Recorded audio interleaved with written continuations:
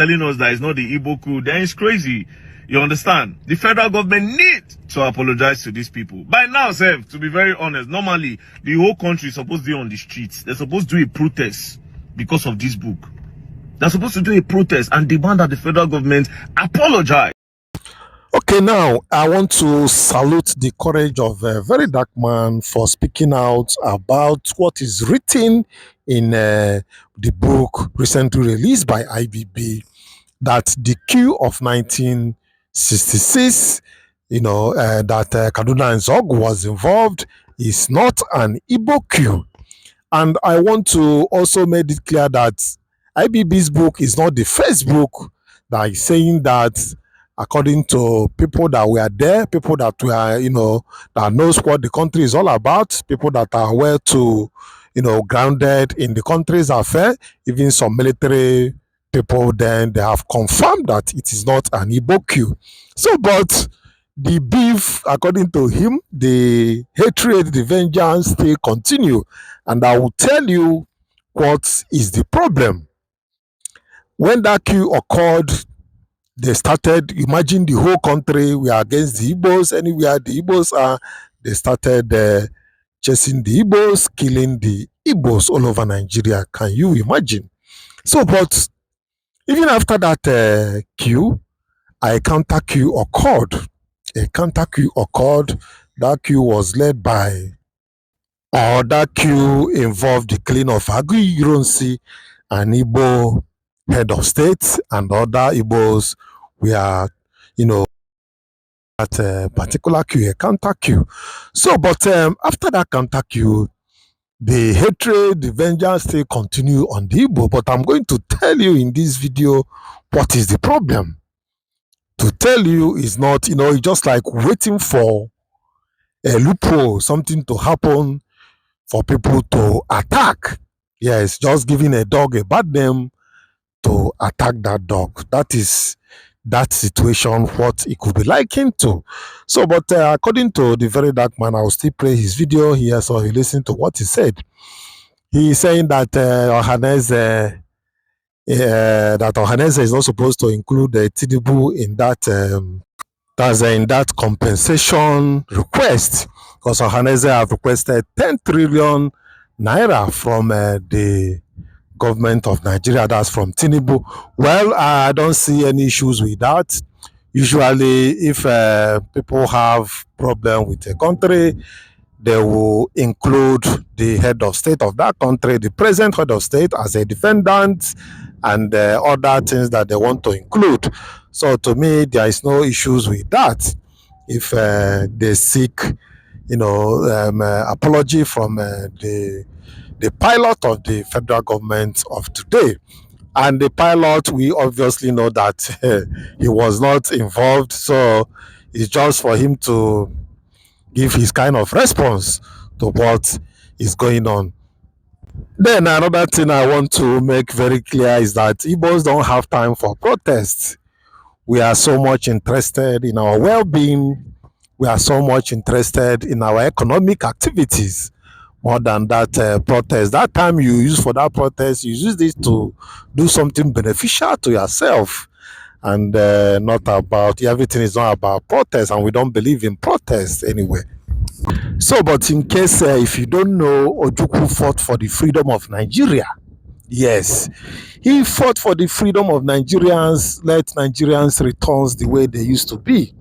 Like the regional system, that's what he fought for. He never fought for Biafra to be on its own. No. It was when the agreement reached, let everybody stay on its own, when it was breached, that he said, okay, that I'm going with my people to stay on my own. Ab initio, Ojukwu never fought for Biafra. He never said that he wants Biafra. No, but it was a reaction to an action that made him to do that. Actually, what Ojukwu fought for is for the freedom of all Nigerians. Let everybody be on its own, because the beef, the problem, there is an internal war, as in there is cold war, there is uneasy calm in the country. I'm going to tell you guys what really was happening that time before the actual, broke out of this war, that period. So let me just show you guys this few minutes video from Very Dark Man, what he said concerning that Igbo coup, what IBB's book said about that supposed Igbo coup. All right, so the news says Ohaneze seek apology of 10 trillion naira compensation from Tinubu. Well, I don't think it's supposed to be to Tinubu. It's supposed to be to the federal government. Yes, the Igbo people need apology from the federal government. Because if IBB's book is revealing that waiting we think say na Igbo coup will lead to the Biafra war, will lead to the dying of a lot of Igbos, the starvation of a lot of Igbos, the disastrous impact to their tribe. Do you understand? If at the end of the day, IBB's book is telling us that it's not the Igbo coup, then it's crazy. You understand? The federal government needs to apologize to these people. By now, sir, to be very honest, normally, the whole country is supposed to be on the streets. They're supposed to do a protest because of this book. They're supposed to do a protest and demand that the federal government apologize to the Igbos. Now, this generational beef don't happen since that coup. There's a generational beef where don't happen since the coup and since Biafra. Some tribes now, they fear. A lot of tribes, they fear because they don't say, okay, yes, they fear, say, if Igbo man turn president for this country, that's where Ojuku be won't do. Now the Igbo man go won't do. The Igbo man self go one scatter Nigeria. Do you understand? The Yorubas, from which side they see, because the Yorubas and the Igbo, they always attack themselves for Twitter. The Yorubas go attack Igbos. They go call, the Igbos go attack Yorubas, say they be betrayal, and then betray this thing where make Ojuku no get Biafra. The Yorubas go talk their own. Do you understand? But again, that thing, that coup, has dented the names of the Igbos where make some tribes does not want an Igbo man to get power. Usually it's supposed to be outside Igbo Yoruba where go enter power. You understand? They're supposed to share them. You get, but for some reason, it didn't happen. So, I'm also of the opinion that they deserve an apology and they deserve compensation. Not just that, there's supposed to be a march across the whole Nigeria for this revolution. And that IPP book said, they're not even supposed, that book not even supposed to be where people they go buy, they read. Although it's good to get the knowledge, but I'm not sure say IPP is supposed to make money from that book. And like I said in my previous post, bro, if the advanced country, that man is supposed to pay for whatever thing he did and all in that June 12th election. And they see for Twitter now, they say, he create a lot of states. He can do that. Do you understand? But, more. Anyways, I follow for the people where they request and they demand apology for the Igbos from the federal government, not from Tinubu. You understand? Because Tinubu no follow for the military regime then. Yes, he didn't no follow. So it's from the federal government. Because after Tinubu, the government still there. So it's from the federal government. It's not Tinubu's government, the federal government, the whole structure of the government. The federal government should apologize to the Igbo. And that 10 trillion, yes, no na carry federal government go court. Your generation suffered because of that coup. Not just your generation, because at the end of the day, not only the Igbos they buy during this thing. My own generation too suffer. The Hausa suffered, the Yoruba suffered because of the lie. A lot of tribes suffered because of that lie. Because of the manipulation, a lot of tribes suffered. No, let me not limit it to the Igbos now. Because of a single lie. And a single narrative. That was an Igbo coup. So yes, they deserve an apology. And yes, all in the favor of a good protest, peaceful protest. So me, if you notice the way I talk since I try coin my word way before they come say Very Dark Man is the one that ignited the fire, or is the one that what's it that their English where they use instigated people to go and protest and scatter life and property. I beg, peaceful, peace and love, don't play. So like I said, ladies and gentlemen, let me highlight the problems that we are having in Nigeria, the internal issues, that was bottled up before the actual, killings and whatever started. One is that colonial legacies and early rivalries. The British colonial government favored an indirect rule system in the north, but encouraged Western education and commerce in the South, particularly among the Igbos. This led to early Igbo dominance in education, commerce, and civil service, creating competition and envy from other ethnic groups. I hope you are listening. Then, secondly, economic success and perceived dominance. The Igbo are known for their entrepreneurial spirit and ability to thrive in different parts of Nigeria. Their success in business, politics, and education sometimes led to resentment, with some viewing them as too ambitious or domineering.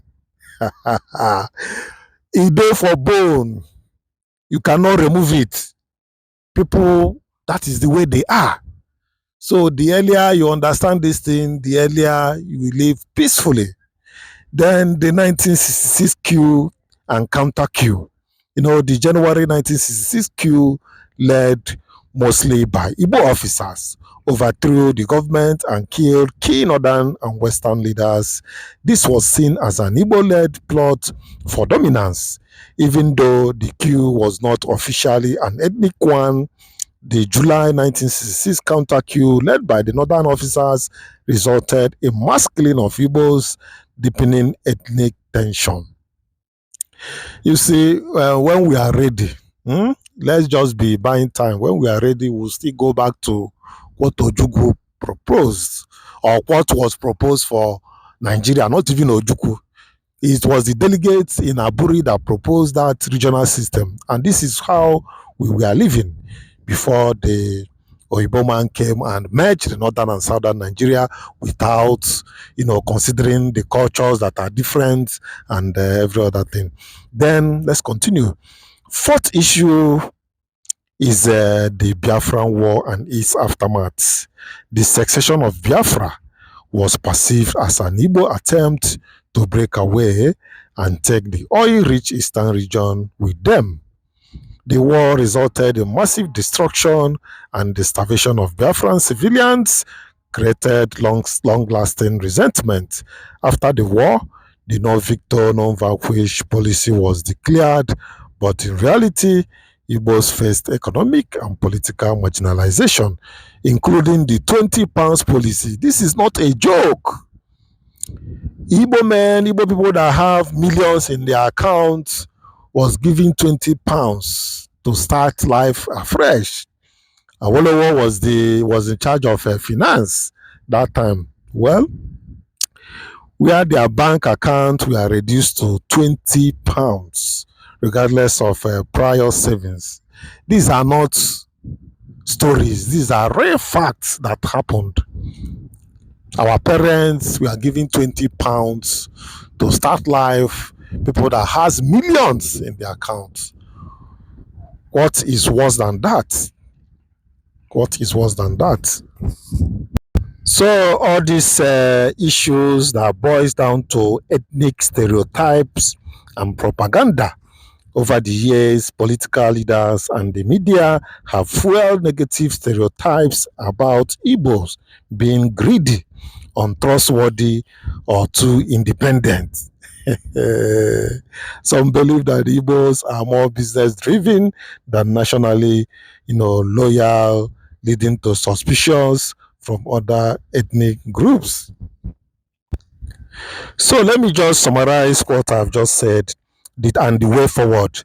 The tension between Igbos and other ethnic groups in Nigeria are rooted in history, political rivalries, economic competitions, and unresolved post-war grievances.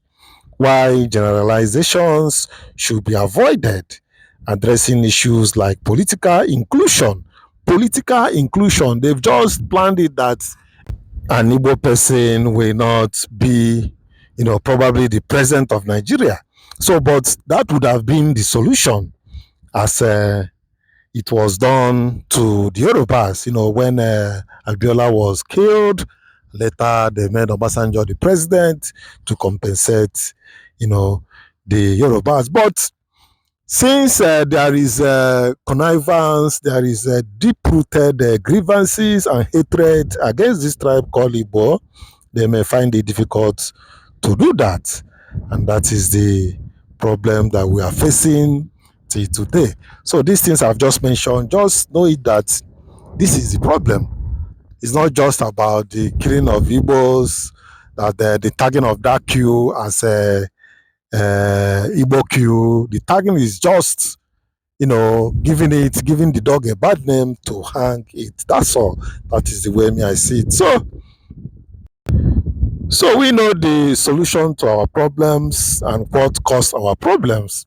Until when we are ready, we are going back to our regional systems, and then our progress will continue once again, and we start living like brothers and sisters that we are. And with this, I come to the end of this video. Until I come your way next time, I say bye for now.